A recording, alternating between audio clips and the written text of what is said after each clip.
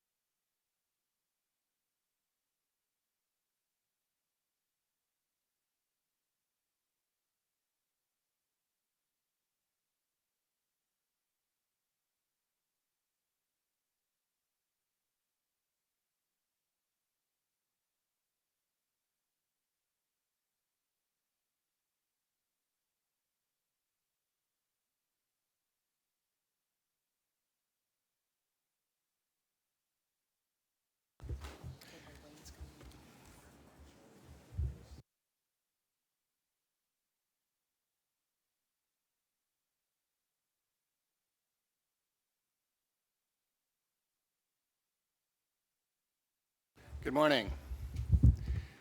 I'd like to welcome everybody to this, our 8th quarterly program management review for the 2020 program. It's great to see you all here. We're ready to get going. I think we have a great day planned and some wonderful stuff. I guess, Chuck, are you moving my slides? I don't have a clicker, but if that's fine. Do you want to click those? No, he can move them.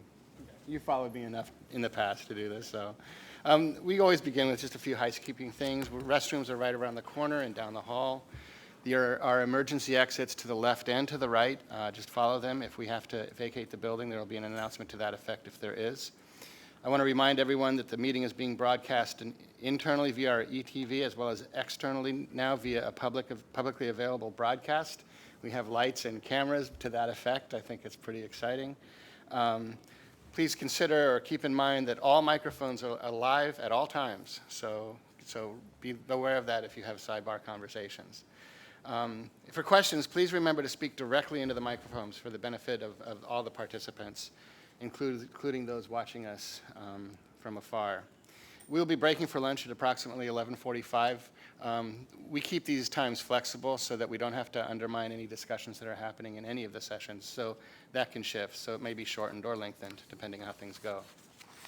I want to say at the outset that, as you know, Frank Vetrano has taken a new position as the chief of the Office of Data Analytics. We have a wonderful program today that's going to show you how much work we've accomplished and how we are smoothly on track in this program and moving fluidly toward the design decisions at the end of next year, or this year now, at the end of fiscal 15. This is due in no small part to Frank's leadership and Frank's hard work, and we are indebted to what he's meant for this program and means for this program. And I think that our pride in where we are is Frank's pride, and it's been a pleasure working with him, and we wish him all the best in his new position. So today's agenda, we're going to be discussing some early results and lessons learned from our 2014 census test, and again, we're going to see some presentations today and some work today that shows us where we are as we're moving toward the design decisions. We'll also hear an overview of our 2015 census testing activities and dive into more specifics around 2 of our 2015 census site tests, the 2 tests that are planned for Census Day of next year, April 1st of next year, centered on a Census Day of April 1st. As always, Q&A is encouraged, but we do have a lot of information to convey today, and due to time limits, some questions may need to be addressed offline. We will send responses to anybody who has a question or wants more clarification or more information about anything we cover today. Our email is up on the board, and we can provide that to you. I have a few program management updates. The first is simply what I've been saying, that we're on track to reach our expected design decisions at the end of fiscal 15. We're developing and updating our plans and requirements around the 2015 and 2016 testing activities. You'll hear more about 2016 at the next PMR, where we'll lay out our agenda for 2016. That's still, in some ways, a work in progress and contingent upon the plans for 15 and the results coming out of 14. So we'll be shaping that and talking with you about that in the near future. We're also continuing to monitor and mitigate our program level and project level risks. We've added a new risk regarding the reengineered address canvassing operation, just recognizing that there's a lot of, this is a very new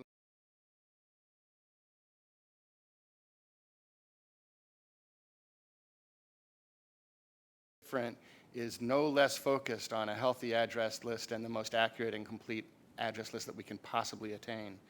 We also have a risk around administrative records. Actually, we have divided this into two risks that were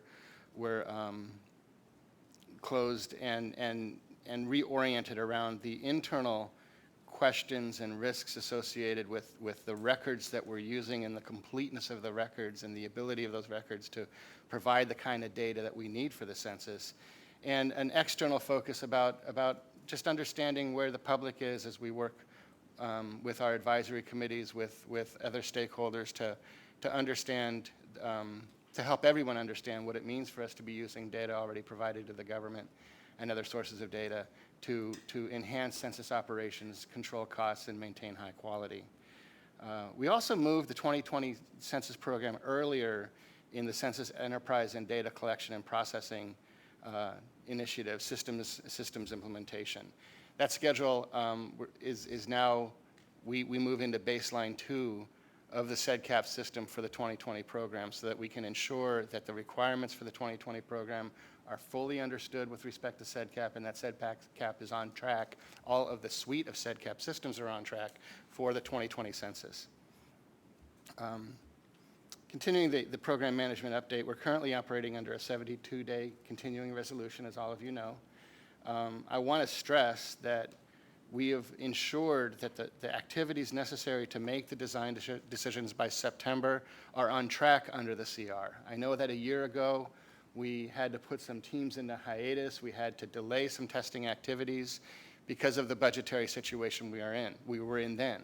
We're not in that kind of a situation now.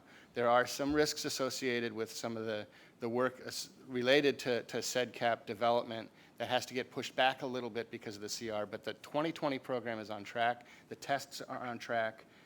There will be no delays in our work needed to meet our commitment to fulfilling our design decisions. And then I also want to announce that I have a couple of announcements today. One is that the 2020 Census website is live. It was officially launched yesterday. There's already a lot of information there. This is going to be an evolving process for the next 10 years about what we're doing with respect to the census and ultimately the data we produce from the census. We're very excited about the website, and I think you'll be pleased as you go and explore that. We're closing out the 2014 Census Test. We actually closed out all operations about 2 weeks ago. We accomplished a lot. We learned a lot in the 14 test. And I think that it's important to as we talk about the test and look at the results and look at the lessons learned, I always want to stress that we should not lose sight of the forest for the trees with respect to this test. This has been a great test. I like to remind ourselves that, a little more than a year ago, we were here talking about a complete reassessment of the program. And we redefined that 14 test and put everything into it. That was a huge test, and it was pulled off in a short period of time. And it was pulled off with the field directorate, the R&M directorate, the IT directorate, and the 2020 directorate all working together closely. We integrated 29 systems for that test. We set up and smoothly implemented an internet response. We used electronic handheld enumeration devices that, by and large, were completely fluidly accepted and used by the enumerators in the field. These are huge accomplishments, and we did it working together across the enterprise. This is, to me, for all of the data that we're getting from the test, equally important is that we're learning how to work together. And were there glitches and bumps in the road for sure, but we learned a lot from that. And we're much, much better prepared now as we move into the 15 test, with working closely with our IT directorate, again, working with field, working with R&M. We have a 2020 team that cuts across the whole Bureau. And it's been terribly exciting to watch this unfold. And I just want us to remember that we do these tests for lots of reasons. And this has been a huge accomplishment in this test. And I think that the people who worked incredibly hard to pull this off, many of whom you'll be hearing from today, deserve a lot of credit for that. So as we move forward, our next discussion by Andrea Brinson and Elizabeth Poehler and Michael Bentley will provide some of the preliminary results of this important test. I think it'll be very interesting. But again, a big congratulations to everyone who worked on the test and contributed to the success of this effort.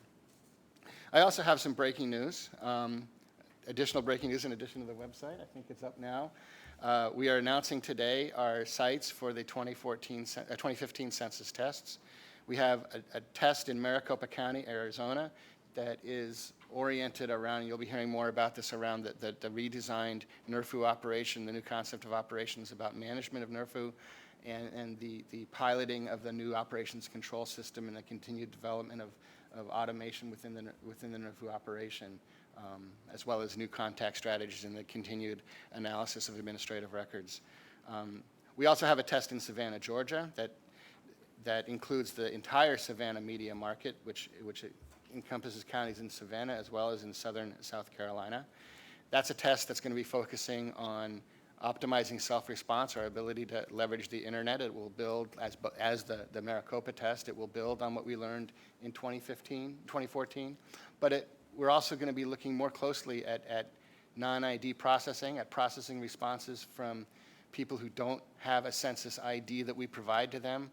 And we'll be looking at it in real time. So this is going to be an opportunity for us to get out into the field with non-ID processing for the first time in a really robust way. And this is cutting-edge work for the Census Bureau. I think that it's critical to our ability to leverage the internet. And if we can figure out how to do this, we'll be the first country ever to do this. And I think it will take us a huge step forward. So that's a big part of that test. And then we're going to be looking at communications and promotion in this test as well. There will be an advertising campaign in this test. We've never tested advertising and promotion in a census test before. And we'll be doing that because we want to create a sensitive environment as we look at things like pre-registration and non-ID processing. But we're also going to be taking steps to learn how to function in an evolving media market that gives us the opportunity to target advertising, to target promotion, to in specific ways to reach specific population groups that are important to us. This is, again, an arena that's shifting dramatically. And we know that by getting out there in this test and in future testing efforts, we can learn better how to function in this communications environment that has changed. So that's my update. Here's again the email for the census test. We're always open for questions, as I said. If you have questions now, that's fine, or we'll move right into the presentations in the heart of the day. Before we do move forward, I want to turn it over to Chuck Fowler for a moment, who has a few words about some of the technical changes and technical differences to our microphones and to some other aspects of what we're dealing with. Chuck? All right, thank you, Burton. Good morning.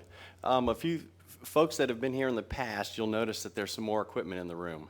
So this is a reminder that this equipment is part of a public Ustream to broadcast this meeting to our outside folks. So it's a tool that the Census Bureau is starting to use that will help us engage our stakeholders in a better way. So I want to remind everybody that we're streaming live on the web for some outside stakeholders, as well as our internal folks are watching on our electronic TV, ETV. So with that said, you'll also see that we have some new wireless microphones. And I want to just give you a little bit of instruction because of the sound pickup, it's important that we speak directly into these microphones when we're talking. And when you see red, that means they're live. And when you hit the big button in the middle, as you can see. So when you go to speak, just hit the button, speak, and then turn it off if you don't mind. And folks that are on the outside perimeter, if you're asked to speak or you have to speak, please come up to one of the podiums, hit the middle button, turn it on, and then turn it back off when you're done. And one final, if you brought your own device, we actually have a guest wireless service available today. We have some of our IT folks around the room. We have Blanca and Eric back in this corner. They can help you out, and we have Brandon and Sharjeel right here. So if you'd like to access the internet from your own device, contact one of them if you're having any trouble, and you can get hooked up to your, and if, depending on your agency's security requirements, hopefully you can get to your email. So that's about it. Thank you. Thanks, Chuck. So I'm going to turn it over to Andrea, Eli, and Michael, who will take us through some of the early learnings from the census test. We are happy to report that the 2014 census test successfully completed operations. This morning, I want to first revisit the test scope and the schedule for key activities. Then I will review some of the successes and lessons learned for self-response, non-response, the system's readiness, the operational readiness, and communications. I will also give you an update on the BYOD test and a summary of our closeout activities. Then I'm going to hand the mic over to Michael Bentley, who will share the early self-response results, and then Elizabeth Poehler, who will share the early non-response follow-up results. First, I'll go over the high-level objectives of the test. Overall, the 2014 census test was successful. The main objective of the 2014 census test was to test contact alternatives for both self-response, non-response follow-up enumeration to determine the most efficient and cost-effective way to get data from responding households. For self-response, the test gave an opportunity to learn on how people come to the internet so that we can optimize systems and procedures for the future. For non-response follow-up, one objective was to test the use of administrative records, to determine the quality of the records, and in conjunction with actual field enumeration while using predetermined contact strategies.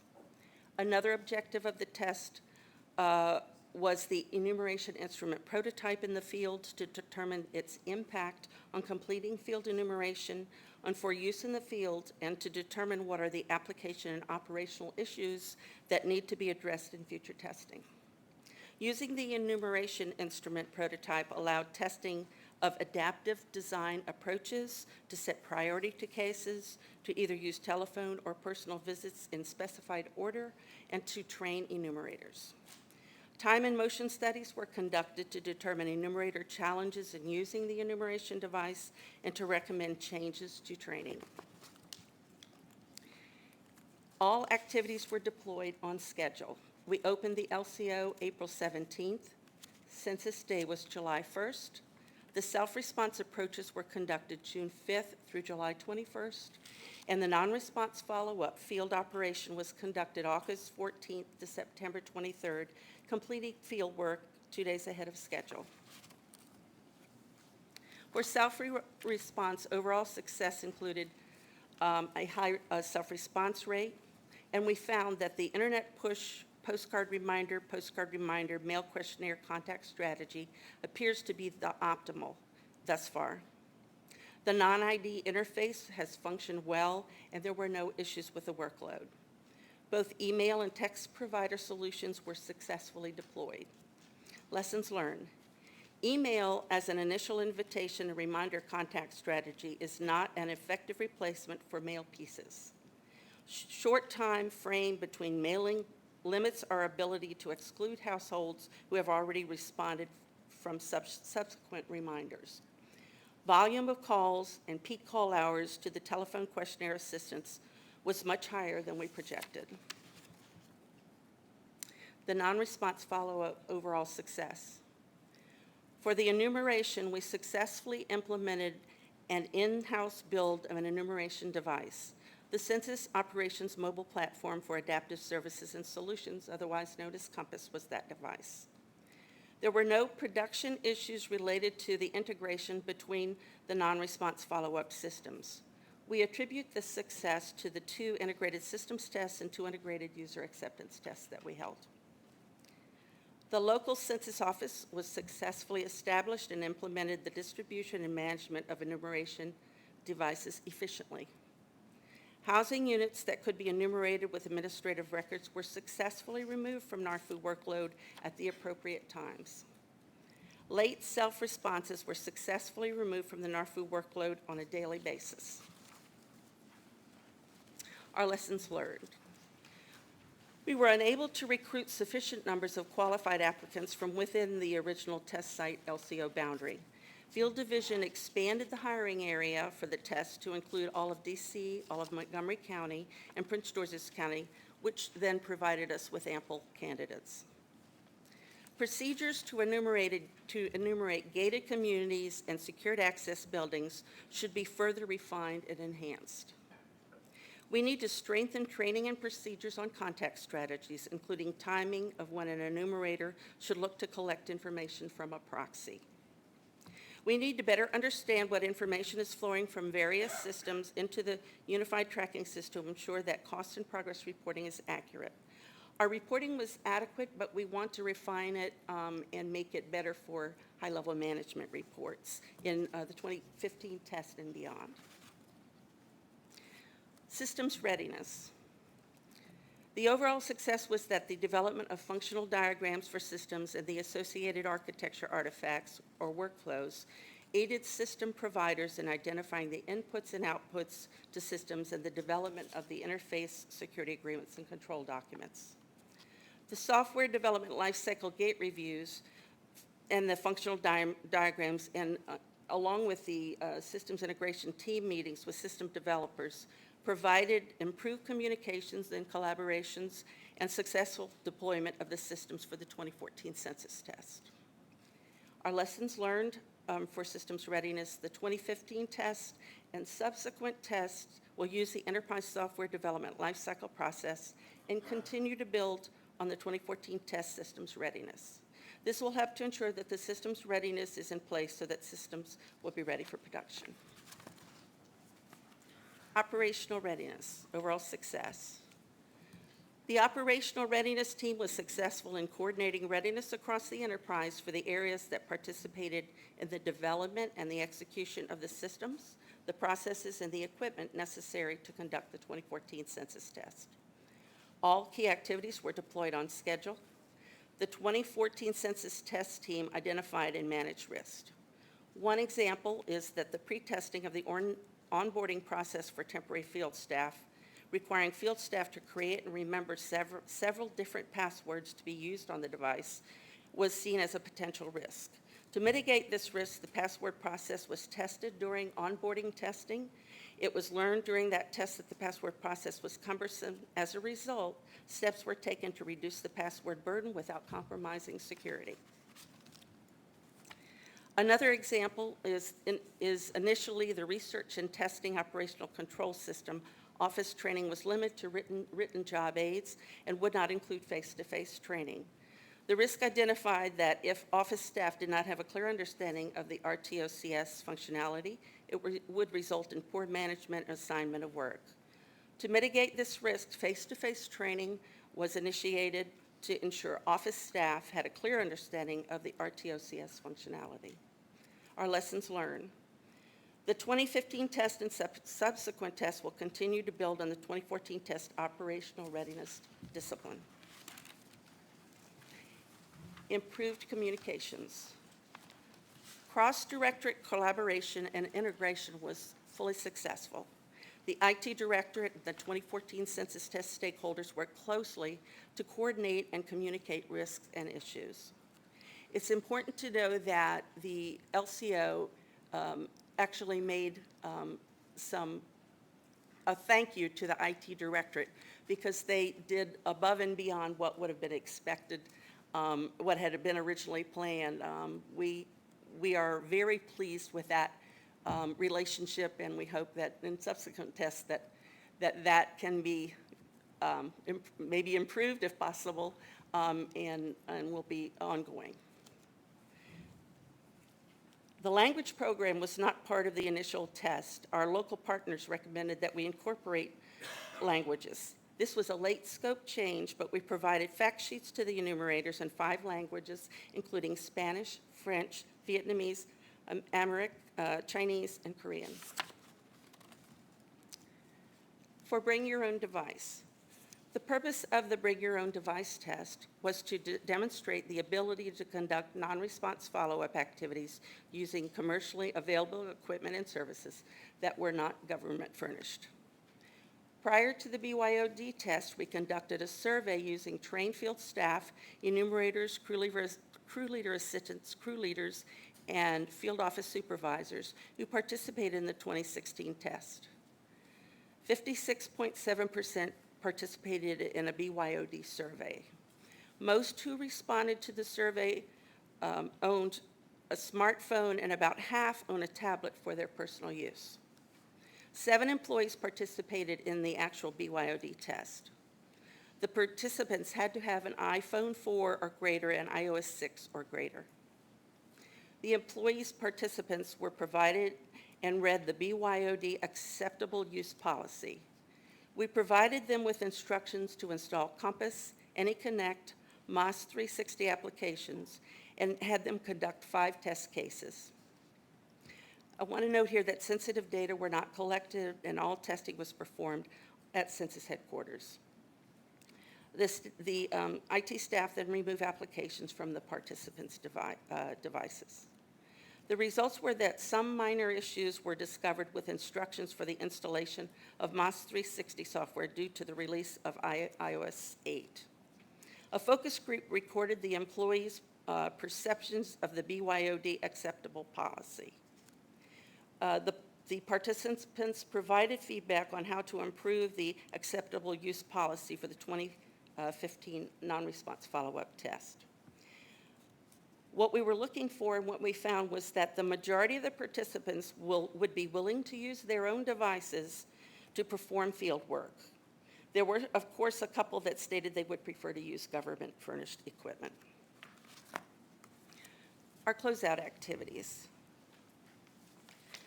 Our local census office will complete these activities in October. The disposition of non-IT and IT equipment, the shipment of unused materials to NPC, the shipment of laptops and iPhones to headquarters, final walkthrough with GSA to close the LCO. The disposition of materials and questionnaires in National Processing Center. The instructions have been provided to either destroy or maintain those materials. For systems, delivery of final outputs and making test data available to the research and testing teams to complete their research is in process now. We are doing a final review of any remaining risks and closing them out. And the schedule review and closeout after all activities completed is in process. Now I'm going to turn it over to Michael Bentley.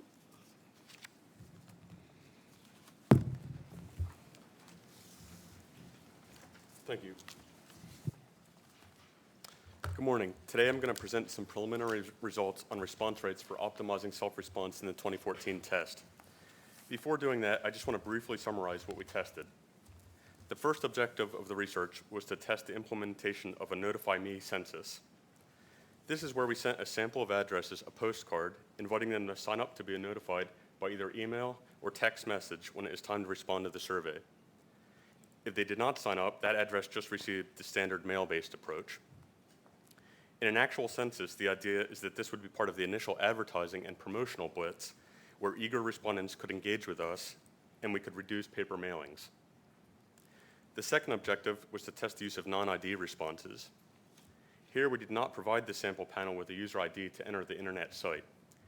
The goal was to test our ability to process and match respondent-provided address information, and this was accomplished daily. In future testing, we're working on real-time match functionality while the respondent is in the survey. This third objective was to test the use of email as an initial invitation to respond. We used email addresses and phone numbers purchased from third-party vendors on a supplemental frame that had been linked to physical addresses. The intent was that with a push to online response and more people being online these days and connected, email could potentially be a replacement for postal mail for possibly some demographic groups.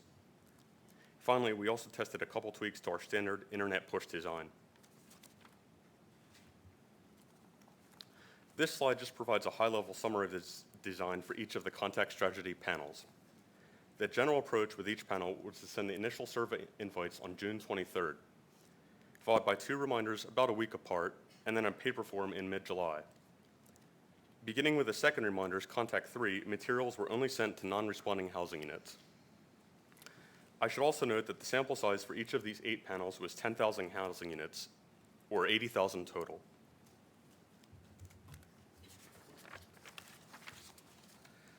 Now, moving on to what everyone is most interested in, the results.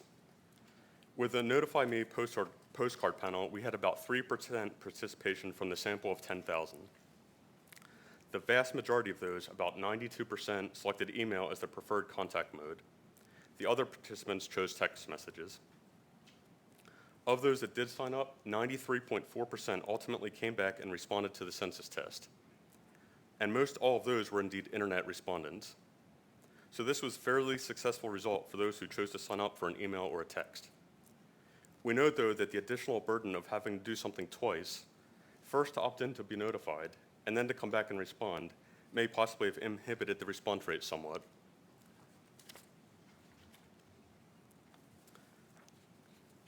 Before I talk about these results further, I just want to point out that the numbers in parentheses for this and later slides are all standard errors, just so that's clear. Overall, the entire Notify Me postcard panel of 10,000, including those who did and did not sign up, actually had a lower response rate for internet responses and in total. As you can see, for example, the control panel had 45.3% internet response, and Notify Me had 43.2%. That result perhaps doesn't seem very intuitive, but one explanation is that it's possible that the invite postcard may have slightly depressed response in later mailings. One theory is that there might be some cases where, say, a person opens the mail and thinks, I already got the postcard for that already and decided not to sign up, so why are they still bothering me? And they don't respond further. I note, though, that the system functionality for Notify Me worked very well, and we learned many important things as we move forward to the next round of testing next year.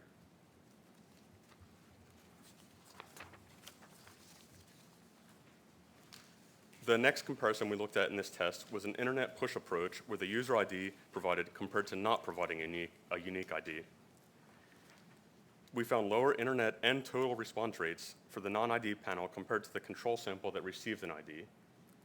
For internet responses, the difference was about 5 percentage points, 45.3 compared to 40.2%. The primary explanation for that is that the address provided for all non-ID responses needs to be both matched and geocoded to our frame. If a respondent provided address is not matched, then it is effectively a non-response for our purposes. Preliminary results from the matching operation show that about 94% of non-ID addresses were matched, which is very good. I will next discuss the email invite panels. We learned that there were some challenges with the quality of the email addresses we have in our supplemental frame. And this resulted in many bounce backs to bad addresses and an unknown number that actually reached a person and were opened. In part because of these challenges, we saw significantly lower response rates, much lower internet response, lower telephone responses, and lower response overall compared to the control panel. In fact, the results in this slide actually somewhat mask the full picture a little bit. 2 weeks into data collection, when the second reminders were mailed, or what was actually the first thing that many of these email sample cases actually saw, the response rate for the internet push control was above 30%, but it was only 2 to 3% for the 3 email invite panels. Clearly, this was a major lesson learned for us as we study the best methods for encouraging households to respond to the census online.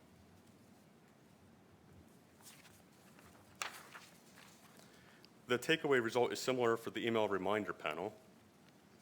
Here, sample units initially received a letter invitation by mail, but their first reminder was by email instead of by postcard.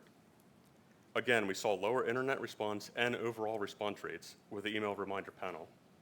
In fact, internet response was about 5.5 points lower compared to the control panel. Next, we tried sending automated voice invitations in 2 different ways. This is where we left a phone message to landline phones. First, as a form of pre-notice prior to sending email invites, and second, as a reminder phone call after sending paper questionnaires to non-respondents. In both cases, we saw no noticeable impact on response rates. For instance, 62.8% overall response for addresses in the control panel with a landline phone, compared to 62.5% for the AVI reminder panel.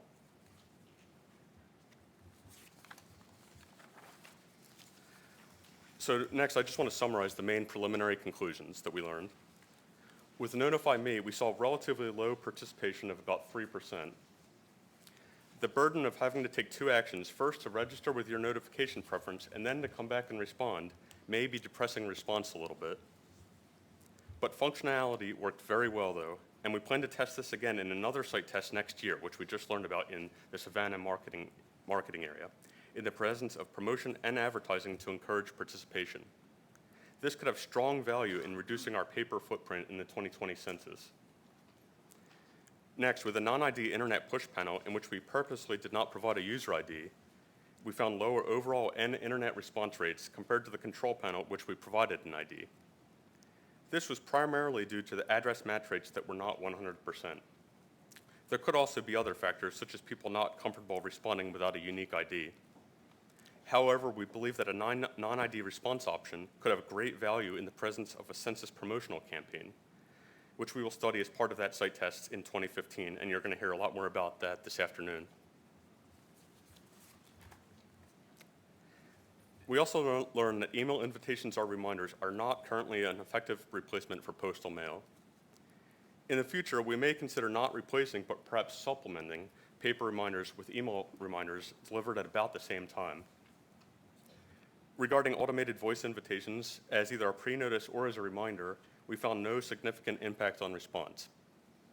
Later today, you will hear a little more about using automated voice reminders, not as a specific contact method, but as a possible communications vehicle in the 2015 Optimizing Response site test.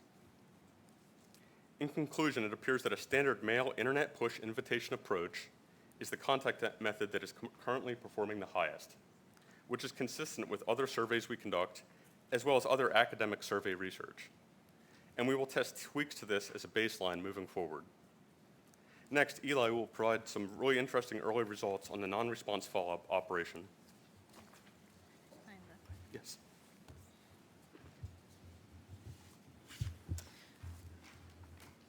Good morning.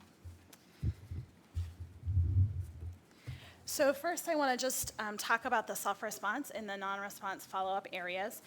As Mike talked about earlier, we use the internet push strategy in these areas. More than 55% of all housing units responded online, and there was a nearly 67% response rate overall in the non-response areas. So now let's actually talk about non-response follow-up. There were 4 panels in the non-response follow-up, and we'll describe those quickly in the next few slides.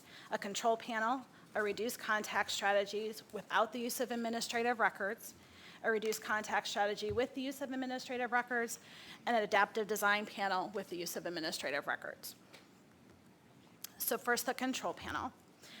The intent for the control panel was to be similar to the approach we used in the 2010 NRFU. The first attempt must have been a personal visit. Enumerators could make up to 3 personal visit attempts, and if a phone number was available, they could make 3 additional attempts over the phone. Proxies were allowed, and enumerators were given the leverage to best determine how to obtain a completed interview. There are a couple of major differences from the 2010 census. As most of you are aware, enumerators used an automated instrument instead of the paper questionnaire. Enumerators were also provided telephone numbers if they were available for their cases. In 2010, they were not provided these phone numbers. The next panel, the reduced contact strategy without the use of administrative records. The purpose of this panel was to reduce the total number of attempts allowed. In this panel, the first attempt was again to be in person. The next attempt was to be by telephone if a phone number was available. And the last attempt was in person. If that last attempt was not successful, up to 3 proxy attempts were allowed. The automated instrument removed the case from the workload before the next day after that final personal visit proxy contact attempt was made. Additionally, and this actually applies across all 4 panels, a notice of visit form was left if a respondent was not home. This notice of visit instructed respondents to actually go online or call our telephone questionnaire assistance center to complete the form. In 2010, the notice of visit instructed the respondent to call the enumerator or the LCO. So this was an attempt to try to get people to go to the internet and avoid another visit back to the housing unit. The third panel is a reduced contact strategy with the use of administrative records. This panel, in terms of contacts, is the same as the previous panel I just described.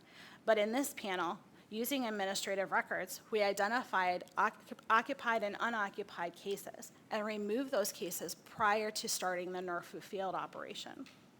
We'll talk in a minute more about how we determine those statuses from the use of administrative records.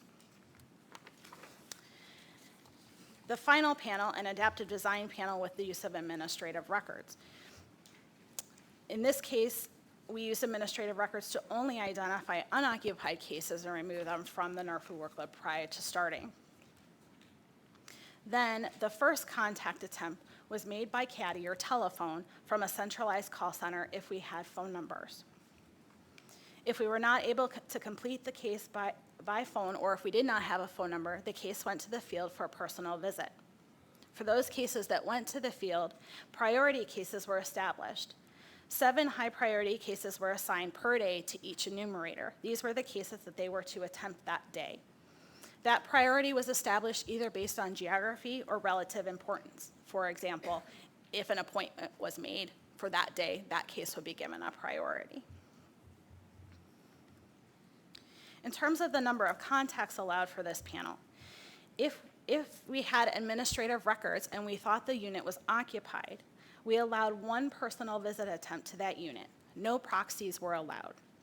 The case was removed from the workload after that attempt if the case was not completed. For cases where administrative records was not available, those cases were either assigned 1 visit or 3 visits. What we did was look at the block groups and assess their return rates from the 2010 census. The top 50% of block groups, in terms of their response rates, those cases were allowed 1 personal visit with proxies.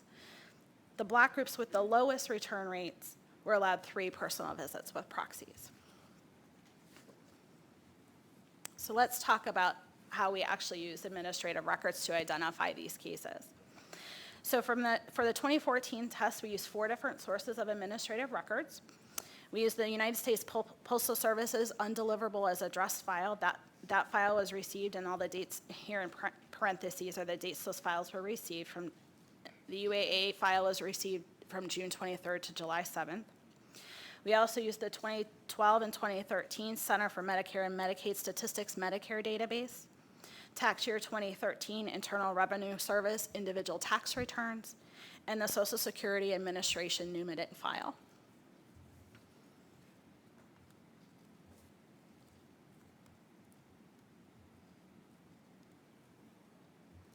I appear to have broken the PowerPoint. There we go. No, too far. Sorry. Okay. So this is how we actually made the determination. If we had IRS or Medicare records and there were 6 or fewer people, and we did not get a UAA reason from the USPS, we determined that unit to be occupied. On the other hand, if we did not have IRS or Medicare records, and we did receive a UAA reason code from the Postal Service, we determined that unit to be vacant. Those are the cases in those previous panels where I talked about removing cases from the workload where we would have removed them. There are other scenarios where we could not make a determination about the administrative records and they were not used. For example, if we had person information from IRS or Medicare, but we also received a vacant status from the USPS, that information is conflicting, so we cannot determine if the unit was occupied or vacant. Similarly, if we did not have IRS or Medicare records, and we also did not receive a vacant notification from the Postal Service. We had no data available to make a determination.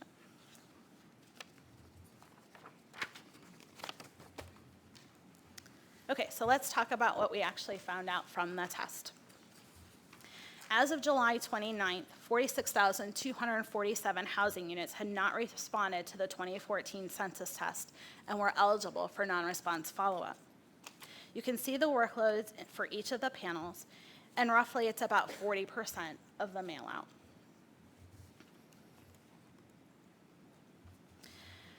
So now that we have the workload established, a couple of things happen. First, in the reduced contact strategies panel and the adaptive design panel with the use of administrative records, we removed the cases that we said we would remove.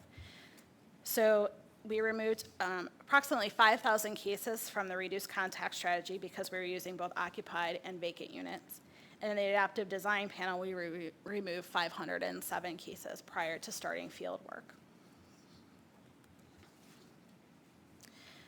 Additionally, late returns or late self-responses continued to come in after we established the NRFU workload, but before field work began.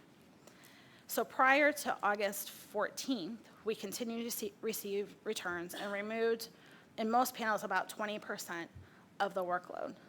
Additionally, as I mentioned before, we instructed respondents to go online if they weren't home in that notice of visit. And we did receive additional returns after we started field work on August 14th. You'll notice in the reduced contact strategies with the use of administrative records that the counts of self-response are low compared to the other panels. This is simply a data and categorization issue, and not really an issue, it's just the way we have the perspective. If the case was already removed from the NRFU workload and then we received a self-response, they're just not counted in this table. But of course, we know that information and could use the self-response for the census. Additionally to note, I have some late breaking news. We do have counts for the adaptive design panel with administrative records. Prior to August 14th, we removed 2,297 cases from the workload, and after August 14th, we removed 682 cases due to late returns. All right, next for the adaptive design panel with the use of administrative records. As a reminder, this is the panel where we decided to call people in our centralized call centers first. There were 8,859 cases eligible for CADI interviewing. These interviews were conducted for the first 2 weeks of NRFU, and 462 cases were completed. That means that 6,171 cases were sent to the field for interviewing, while roughly 2,200 cases did not require interviewing because late returns were received.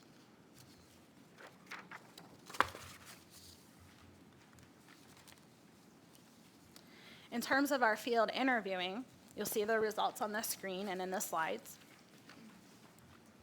You can see the breakdown of the completed interviews by whether they were occupied, vacant, or the unit did not exist.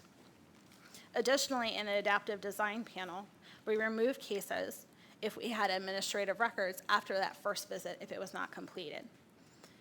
In this panel, in this test, we removed 3,500 cases as a result of that process. Additionally, we stopped interviewing on cases when they reached the maximum number of attempts allowed for the panels. What you might notice here is that the reduced contact strategy without the use of administrative records has a lot more cases where we stopped interviewing because we reached the maximum number of attempts. Compared to the control, you would expect this. The control had 6 attempts allowed, and the reduced contact strategy had 3.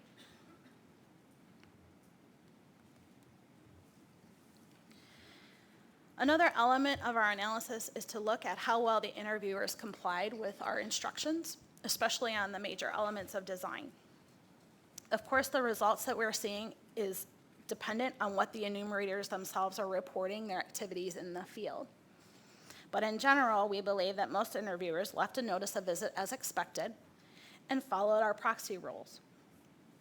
In terms of the number of contact attempts they were making, In the adaptive design panel, a majority of interviewers were compliant with the procedures, making the number of visits as specified. In the control and the reduced contact strategy panels, however, roughly 1/3 of interviewers were compliant with the procedures. This is obviously an area we still need to continue to improve upon. We are still assessing the compliance with the priority case assignment in the adaptive design panel. We know, as a lesson from the 2013 census test, that interviewers did not always comply with the priority cases. In 2014, because of that lesson learned, we paid more attention to this prioritization and improved training procedures on this. We will continue to work to improve and implement more control in the 2015 test.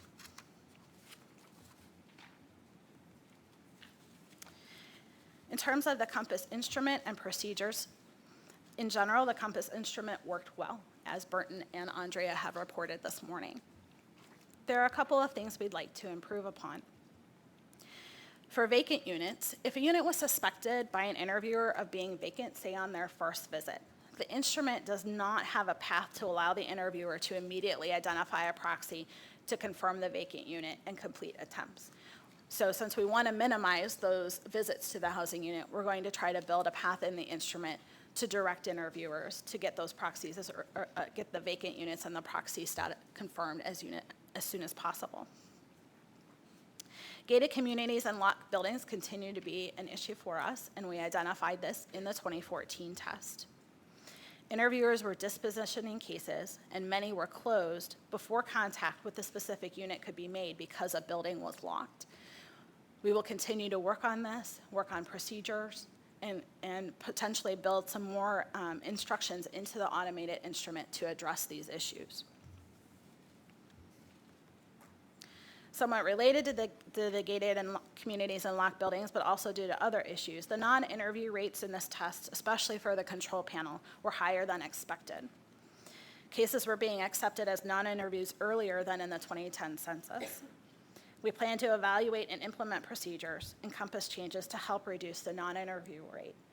One thing that we might also have had an issue in the 2014 test that would have impacted the non-interview rate is potentially a seasonal effect. We were out in the field in late August where potentially many people were on vacation, which could have impacted the non-interview rate relative to issues we might see in, say, May of when we're normally out there for NRFU.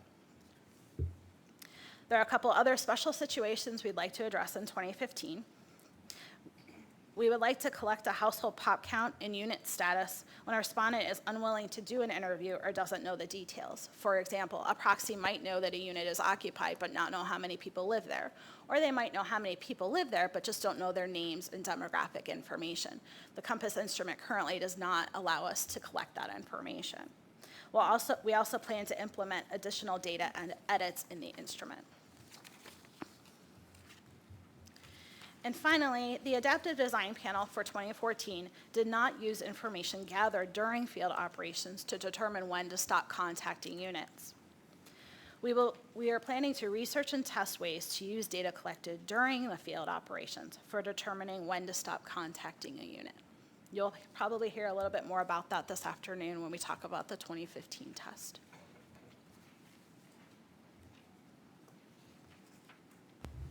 We have time for questions, if people have them, or comments. Stuart?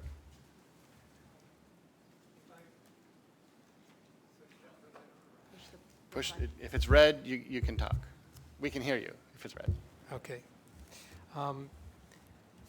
So it sounds like both the participation rate and the NRFU success rate were both much lower than expected, if I'm understanding what I'm hearing. And so the next question is, what did you learn from that, and what's the, and what's sort of the follow-up? Actually, our response rates were slightly higher than we expected, so. I guess I'm going by the Oh. official. It said initially that you had that you had to expand the region because there weren't enough. that was about hiring for hiring okay. enumerators. All right. So what we found was that we were having a challenge hiring and Okay. and All right. recruiting interviewers within the constraints that we had originally I set wasn't up, sure so when we you said recruiting, expanded I those wasn't sure which. constraints. Okay, all right. But the non-response, I was hearing that it was again, did I mishear? That it sounded like it was a lower success rate than expected on the non-response follow-up. And,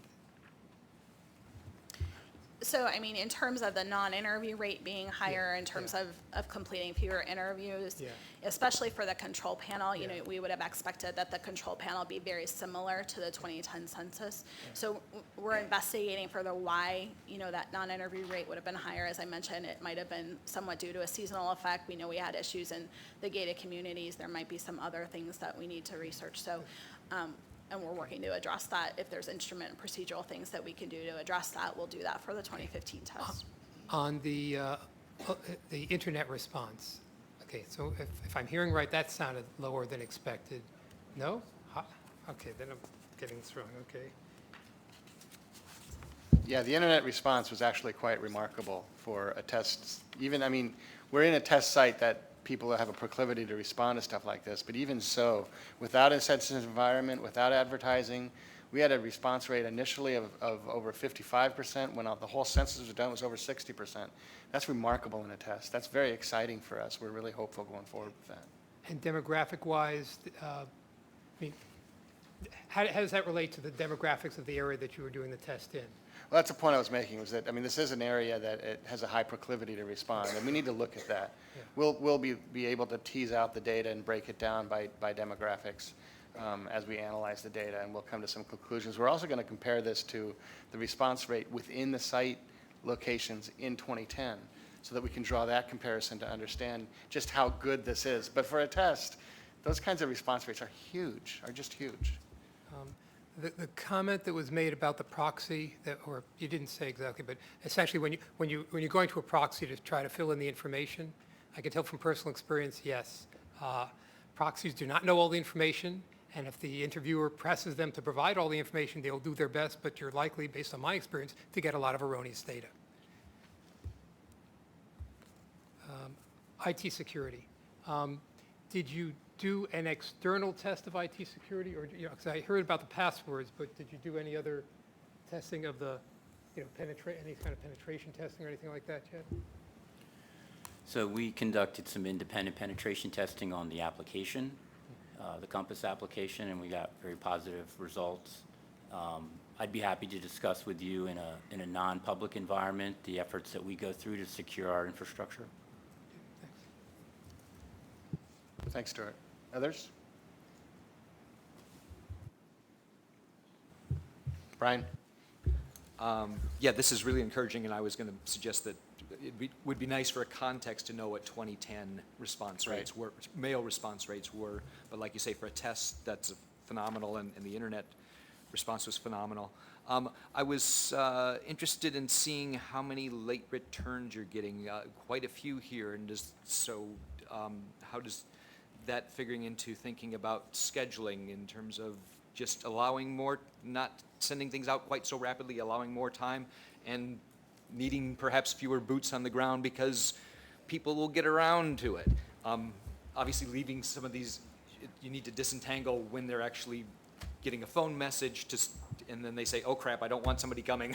I'll go do it online, or I got the notice of visit. I better hurry up or they're going to come back. Right, you're absolutely correct, and that's one of the lessons that we're able to build upon from this test into 15. So this afternoon, you'll hear a little bit more about how we're already looking at how we can adjust the timings of both the mail-outs as well as some of our other activities. But we've already put some of that into practice for the test next year. Cool. And I guess just one little follow-up is centralized caddy looked like a miserable failure unless you're leaving lots of messages on voicemail and they're subsequently going.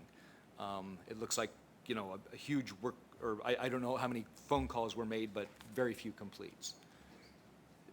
Is that what are you gathering from that, or did I misinterpret? So we're continuing to explore how CADI could be used, whether it's centralized or decentralized. We did have some challenges this time around. It's consistent with some of the findings we saw in 13 as well. So we're continuing to look into what we're going to be doing for that for next year.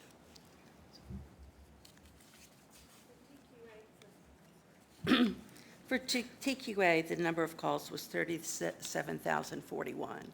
No, not TQ, Oh, you're talking about caddy calls. I'm talking about Okay. outbound caddy, not inbound Okay. TQA. Okay. Yeah, the TQA, yeah, I know you are. I mean, the TQA numbers are significant for us, though, because The TQA. yeah, it was very, very high, and you know, we were seeing this in the American Community Survey as well, where the offering an internet response seems to pump up TQA, telephone calls for assistance. And I think that that's something we need to be better prepared for. We weren't expecting that level of phone calls coming in, and we'll be more prepared of going forward. But that's also something we're going to have to prepare for as we look to 2020. And it, in some sense, is a very good sign of people being engaged. That's or true. willing, you know. Wanting to do it right. Right. You know, I mean, you're right. Ty? Yeah, thanks. Great. Sounds like you've learned an awful lot from this test. That's great. 3 different questions. One, just a couple of sentences about how you, what kind of debrief you did with the staff, with the field staff, and how you got to people on the ground who, the temporary workers, and how you kind of got some lessons learned from them. I don't know if you had time to do focus things or whatever, but just a little bit about how that went. We don't have results yet from those debriefings. They were held the end of September. So I think we're issuing a final 2014 census test report in mid-November, so we should have some results from that. Okay, great. 'Cause that relates to some of the other things I had here. Excuse me. As you know, we were out and saw some really interesting things with the counter, the thing that counts the number of contact visits. And it'd be interesting later to go through and kind of see what we saw, what that would predict in terms of the numbers, and then if that's one of the explanations for some of what you've seen in terms of results. I don't know if you've had a chance yet to do anything with that. If you have, say yes, and we can talk about it later, or say no, and we can talk about it later. We don't have to get into it all here, but I just kind of know what level of effort kind of went focusing on some of that. I think we have some parenthetical information right now, but we're still going to collect that. But what we know, later this afternoon when they talk about the 2015 census testing, I think you're going to get a picture of more control and trying to make sure that we reset expectations of success for the enumerators, where some of the people we had actually worked on the 2010 census, and completion of that case was the most important thing. And I'm not going to steal any thunder from this afternoon, but I think they'll talk more about how they're going to manage enumerators better, which should help with the results. Thanks on that. That'll look forward to hearing about that. But to control it, I think we're talking about is more of a program, something in the code. The counter itself was showing some surprising results, and irrespective of how many door knocks people, I mean, that's the technical thing is what I was interested in. I don't know if you've wrestled with that one yet or not. I think also in 15, the way we present cases to the enumerators is going to be different, and how their expectation of success. I think if you give us just and ask questions after the discussion on 15, I think you'll see that we are addressing that directly. John, did you want to? Let me make a few comments on that. So in 2014, what we essentially did was we took our paper and pencil operation and simply dropped a automated device into it. All right? So we had all the issues you'd have with a paper and pencil operation, and that is you gave interviewers a whole bunch of cases to do. What you'll hear this afternoon is that we're going to take the next step in 2015, which is starting to optimize the paper. Instead of doing paper and pencil, we're going to optimize it using automation. And what you'll hear is that on a daily basis, the enumerators will just get the cases they need to do that day. And they'll also get some guidance as which order to do the cases in. And that's basically what they're going to have to do. So it's not going to be like they're going to be having a bunch of cases, walking around and doing too many visits. That's what you're going to hear. So we're taking that decision power away from the interviewers and automating it. Trish might ask my question slightly differently in a second, but let me get my third one in, Trish, and then I'll shut up. The non-interview rates were not what you expected. I'm curious specifically forget the controls for a moment, but between the other panels, is that the pattern you expected? I'm just looking at the numbers. I might have made some errors here, but I mean, it looks like the non-interview rates went from 1/4 to 1/3, to 43% across some of those. I'm sorry, that was the completion. Wait, that was a completion interview. Of the NERFU workload, once you removed everything, how many completed interviews you have reported? Looks like it went 43, 33, and 24% or something like that. I might have the math wrong, but it looks like there's great variation across the panels. Is that what you expected? In non-control. Yeah, so I mean, that's part of our assessment, is to look at how the different designs impacted our completion rates. Some of it is expected, given, you know, when we remove occupied cases, those are the easier of the NERFU cases, so you would expect then the harder ones, you know, the ones that are left are harder to do. So we expect a little bit of that, and I think we'll need to dig into the numbers more to see if what actually came out is closer to what we expected or more, you know, farther away from that, and what we need to do to address it. Of course, the issues that I mentioned procedurally affect the panels across the board, so. Tricia Derv, Commerce IG. Well, yeah, Ty's question is actually a technical question, and there's two things that need to be separated. When I was out observing a numerator, she was being directed to contact households by Compass, and they had already been contacted several times. And people also said that they had completed the questionnaire, both either online and or in the previous doorstep contacts. So there was something in the Compass, technically speaking, that was directing them. I don't know if this is a glitch or a requirement issue, and it seems kind of picky maybe, but I don't know how it affected the actual data that is going to be researched. And I just wondered if, and then there's a larger question, which, the working across the enterprise really, and this is me speaking, observing, worked very well, as Burton said, and the Compass worked very, very well. But, you know, so we were really trying to be sensitive to what the researchers were going to get in terms of their data. So that's why this bug is kind of bothering us. And then secondly, what is the lesson learned? Like, even if the operation goes beautifully operationally, in the end of the day, how do glitches with the data get identified and corrected? So anyway. Yeah, so in terms of a respondent saying, you know, I filled this out, and, you know, the enumerators there are a couple of reasons that could be not a glitch. So if, you know, the person went online that morning and were there in the afternoon, the way the system processed in 2014, that late return wouldn't have been removed from the NERFU workload until the next day. So some of it might be an element of timing. Additionally, if a respondent went online and completed their interview via non-ID path, we have to geocode, right in the 14 test, we had to geocode that on the back end, identify where that unit was, and then link that to that unit in order to remove it.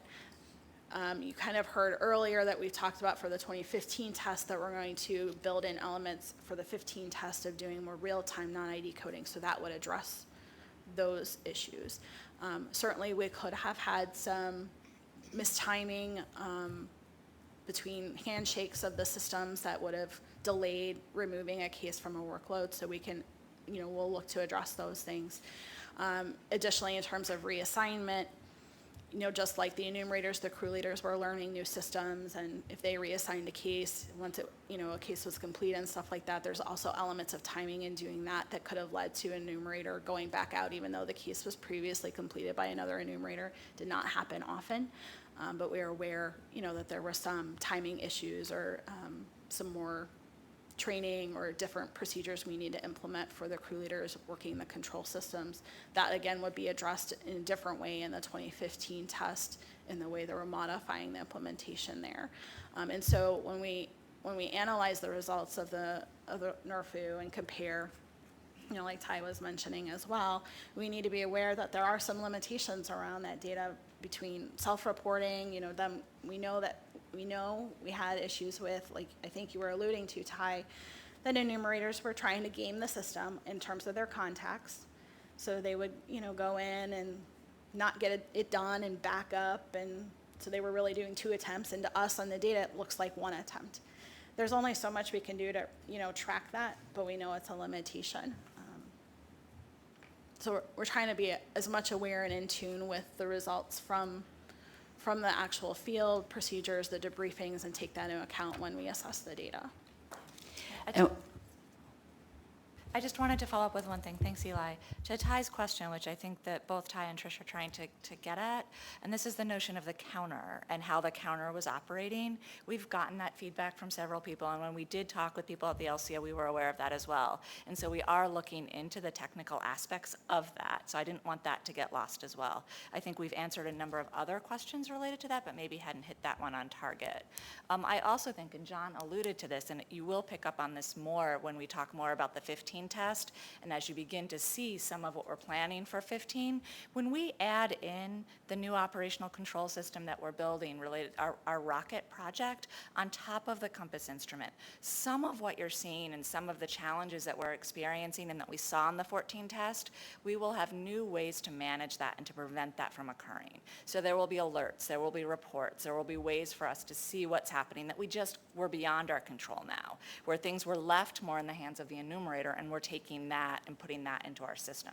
So I think you'll see that we'll be able to manage that much better and much tighter. Tom? Tom Lewis. Just want to highlight the issue that Eli mentioned about in the adaptive design case, the NRFU cases are generally more challenging. And I think we have to make sure that, so it's certainly fine to look at each component, but we have to have performance measures that really integrate over the ensemble. And in a broader context, these things are called the apparent failure of success, which you can find many examples of. And so we have to make sure to look at the gestalt, not to avoid each unit, but to realize that when you succeed early on, you may end up with the harder cases later on, and that's just, if the net is a benefit, that's what we care about. Others? Okay, so we're scheduled for a break at 10:15, and we're almost to 10:15, so why don't we go ahead and take a break. Thank you all for a very good discussion. I think that was very interesting.